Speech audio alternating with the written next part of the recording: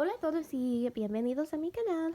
I'm here in the morning before I go to work, and I just wanted to change little Miss Hinata here. I haven't changed her in a while. I think it's been maybe like a week or week and a half.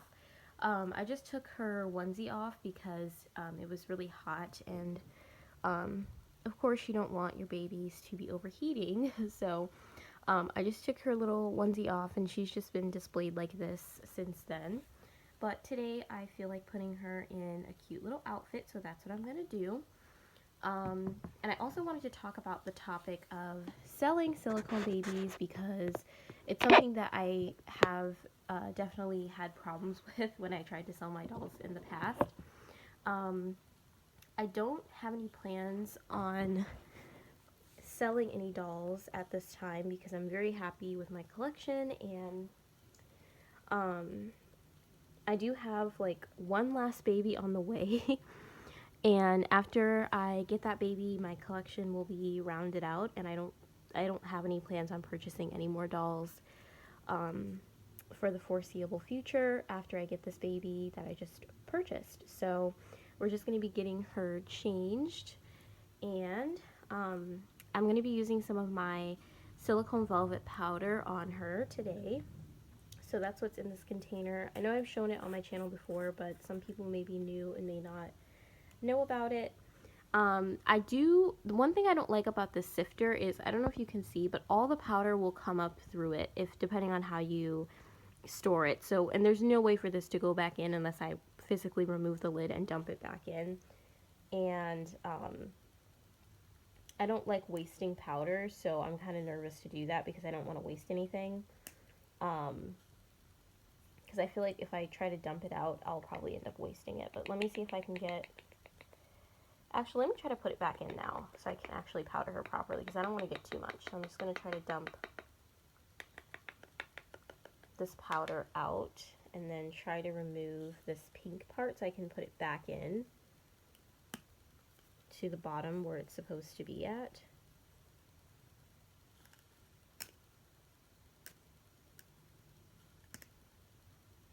Because as you all may know, silicone powder is not cheap by any means, so it's not extremely expensive, but it's definitely more expensive than like regular baby powder. So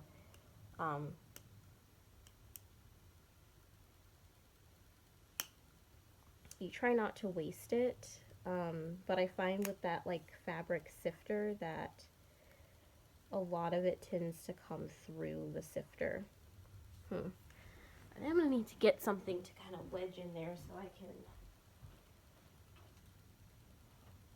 get the sifter out of there. But anyway, on to the topic for today's video.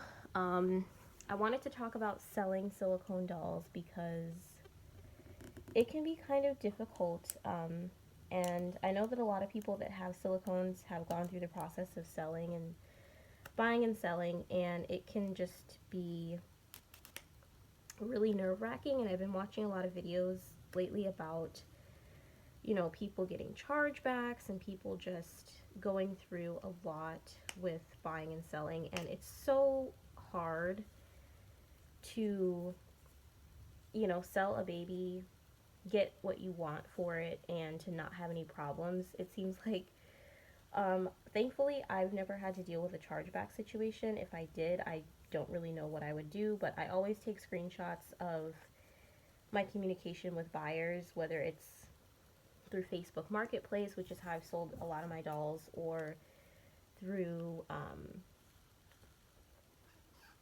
eBay, or through any other kind of medium that I'm using. I just try to make sure that I take screenshots just in case something like that ever did happen where I did get a chargeback, because I want to make sure that I have receipts and proof to, you know, show to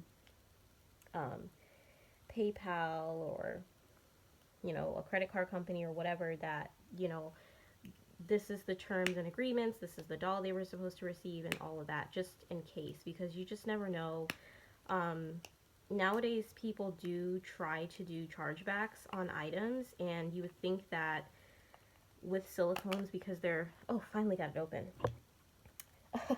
You would think that with silicones, because they are so expensive, you know, it would be devastating to get a chargeback on an item, you know, depending on how much you sold it for. But it doesn't matter if it's $2 or, you know, $2,000. You don't want to be getting a chargeback on an item that the person still has in their possession. It would be different if they returned it and then they got the money back. That's just a regular refund. But you don't even have the item, and now the person's asking for a chargeback. That's not fair to the seller at all. So, like I said, thankfully I've never had to deal with a chargeback. But one of the things that I have had to deal with was, you know, during the process of buying and selling, sometimes you don't get back the money that you originally paid for the doll, and it's disappointing, especially when you haven't had the doll that long to warrant that great of a loss. Um, I won't share exactly how much I made from the sale of some of my dolls, but it was nowhere near what I paid. Like when I sold Sella, um, let me actually do the math really quickly and see. Yeah, I made like a third of what I paid for her originally.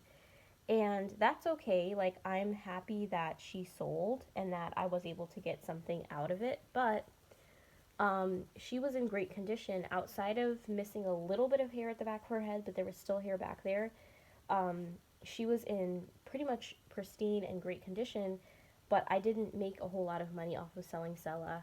Similarly, when I sold my first Nikita Brown baby, in order to bring Nala home, that was my goal. I actually ended up buying Nala before I even sold him, but I was like, okay, well, you know, I can get my money back for Nala by selling him, because typically that's how I do it. I prefer to sell a doll to get a doll, um, and, you know, that's just how I like to do it. So, that was what I was planning on doing with my Nikita Brown baby, my Mason, was to sell him so I could bring Nala home.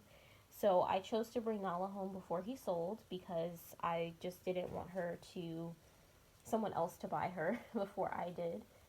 Um, and I didn't know how many dolls Nikita Brown was going to be coming out in the edition, or I didn't know. So I bought it because I did not know how many more she was going to come out with. So I went ahead and I took the plunge and I bought the baby before my other doll had sold. And I don't regret doing that, because if I would have waited, I probably would not have gotten Nala. So I'm happy that I was able to get her.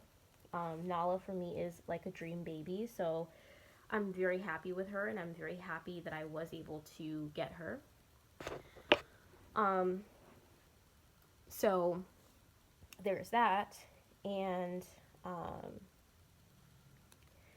another thing is that when I sold my Nikita Brown baby, finally sold him, even after I got Nala and she was home and everything, I didn't get as much money as I wanted to get for him. I'd only had him like 3 weeks, I think, at that time. Not even 3 weeks. I hadn't even had him that long before I decided to sell him. And I had a big loss on that as well. I lost probably like a third of his price I lost for only having him for 2 to 3 weeks. So, again, and he was in great condition. I'd only had him 2 to 3 weeks. I'd only fed him, you know, water, distilled water, one time. And I'd only changed him like twice, 2 or 3 times, I think. I don't even think I changed him 3 times. I think I changed him twice. And, of course, he had all his hair and everything because I hadn't had him that long. And I still didn't get as much money as I originally wanted for him. So I think that selling dolls on the secondary market is just a toss-up. I feel like if you're selling a baby that originally is more expensive, like, of course, if you sell like a Claire Taylor or a Romy Stridham or something like that, you're probably going to be able to get what you paid back, considering, you know, if the doll is in good condition and all of that. Because those dolls are so rare and sought after, the edition babies, you're probably going to be able to make what you got back. Even if it's a kit baby, you're probably going to be able to get what you got just because of the name attached to it. But if you're selling anything else, I would say it's safe to say you're probably going to end up having some kind of loss. At least that's been my experience. The only time I didn't have a loss is when I sold my Kimberly Dolls baby, because Kimberly Dolls are also high in demand. Even though she makes new babies all the time, but they're higher in demand, I think. So yeah, Kimberly is a very well-known artist as well. It looks kind of ashy underneath her armpit there. Probably because I powdered it too much, but it's okay, it'll go away. So Kimberly is a well-known artist, and because of the prices of her dolls and the sculpting and the quality, a lot of people want those as well. So I was able to sell my Kimberly baby. I only had him for like 2 weeks. I was able to sell my Kimberly baby for the same price as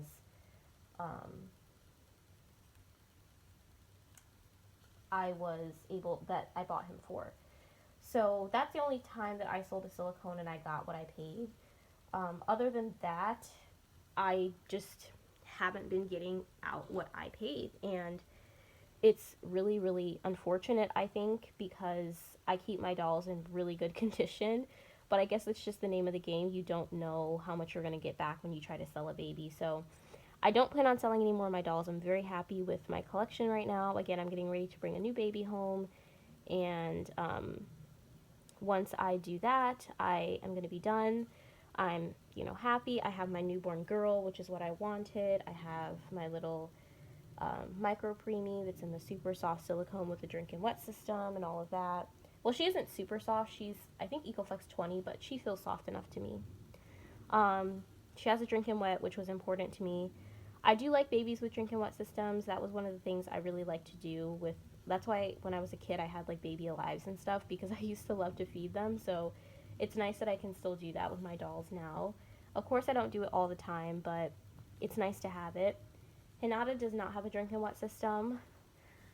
She has a ball jointed head and neck, so of course she doesn't have drink and wet. I don't know if you can put a drink and wet in a ball jointed. You probably could, but I don't know anything about that. But yeah, she does not have a drink and wet, and I'm okay with that. I just wanted a newborn size full body silicone baby girl, because I feel like the newborns have so many more clothing options. And I do have a Carter's haul coming soon, because I was in the mood for some more clothing, so I bought more clothing. Because my preemies don't have very much clothing. I gave away a lot of my newborn clothing when I sold Sella. I didn't give away like everything, but I gave away quite a bit of it, the nicer stuff. So Hinata does have clothes, but I wanted her to have some more because, like I said, newborns, they just have so many more clothing options, I feel like, compared to the preemies. Even though there are people making preemie clothes, more people are making preemie clothes now, but there's just so many more options with newborn and up. And then even more when you get to like 0 to 3 months, but I don't want a 0 to 3 month size silicone baby. I have had Sella, and she could fit 0 to 3 months. She could fit newborn as well, but to me, she was heavier than Hinata is. Hinata is supposed to weigh, I think, like 6 pounds and some ounces, almost 7 pounds. And to me, that's a perfect newborn size. I think Sella was closer to 8 or 9 pounds, and that was just too heavy for me. I did not like how much she weighed. In my opinion, I didn't like that, so I would not go back to having a baby that heavy again. While it would be nice, because again, there's more clothing options for 0 to 3 months, in silicone, it just gets to be too heavy for me. I could never really like carry Sella around. Like, I would carry her around, but she's heavy. She was really heavy. Hinata is heavy as well, but not as heavy as Sella. She's like a comfortable size I can carry around and cuddle and stuff like that. So that's why I prefer having nothing bigger than a newborn in my collection, personally. I do like the micro preemies the most for cuddling and stuff, though, because they are so tiny. You can just like snuggle up with them and cuddle them and stuff, but yeah, and this is just like some random pieces I'm mixing and matching. I think the onesie is from Carter's, and I don't know where I got this little bloomer set. I think I've had this for a really long time, and I believe I bought it at the thrift store many years ago, so I don't know what brand it is or anything like that. I have no idea. It's just a random little bloomers, pair of bloomers. Let's see. I don't know if I want to put a hat on her or if I want to just brush her hair. I think I'm going to try the hat first and see how I feel about that. And then I'll put and then if I don't like the hat, then I'll brush her hair. I usually don't put hats on my babies either, just to try to preserve their hair even more because, you know, with silicone, the hair isn't sealed, so you kind of have to be careful, but I still like to put hats on them sometimes. I don't know. What do you all think? I don't know if I like the hat on her. I think, I don't know if I like this. I mean, she looks cute. I don't know if I like the hat. Well, I'll keep it on for now. I think she looks okay. I don't know. Let me know in the comments what you all think. I'm going to go ahead and get her a new pair of earrings as well. She can wear her yellow ones today. I bought these at Walmart ages ago, and it's just multicolor earrings. I feel like Hinata needed earrings for me to give her a little bit more character. I won't be piercing Nala's ears because she's such a tiny baby. I don't think she needs it, but I think for Hinata, she needed that. I have to do this a little bit closer to my head. Sorry. I think Hinata needed that little bit of extra pizzazz, you know? I don't know. I don't know if that makes sense, but sometimes I feel like some babies, they just need a little bit extra something. And for me, it was earrings. So, yeah, I have to kind of like bring it closer to my head so I can see the little hole for the earring.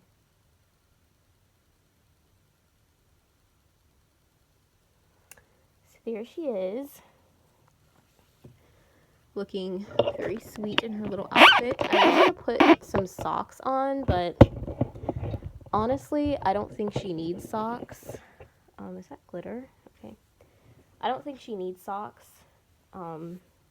It's still kind of warm here, so I don't want to put too much stuff on her and have her overheating. So, yeah, these are the socks. What do you all think? Should I put the socks? Let's see. I'm going to put one of the socks on, and we'll see how we feel about the socks. Oh, that's cute.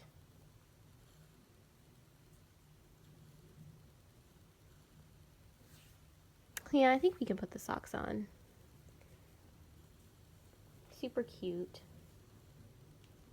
I love to see AA babies in yellow. I just think they always look so nice. Of course, all babies look good in yellow, but I just like to see the AA skin tone against yellow. I just always think it looks great. So I love to put my babies in yellow. So there's little Miss Hinata. She's all dressed up and ready for the day. I hope you all enjoyed my little chat about selling silicones and the struggles that I've had with it. I hope that I don't have any plans on ever selling any of my dolls anymore, but I just hope that I never have to because yeah. It's like almost always I'm going to lose money, and I don't like losing money on my dolls, especially because I know that I keep them in good condition. But it is what it is, so I hope you all enjoyed. Oh, and if I didn't share earlier, this is the Aralyn sculpt by Jorja Pigott. She is from 2014, so I think she's one of 5, or I have to look at her COA, but I think she's one of 5. And she is the artist prototype, I believe. I don't want to misspeak, but I believe that's what's on her COA. So, yeah. If you guys enjoyed this video, then give it a thumbs up. Comment down below and let me know what you guys think. If you want to see more chatty videos like this, then let me know. And we will see you all in our next video. As always, I'm going to go ahead and give you guys a last pan out of this little baby and show you her full outfit.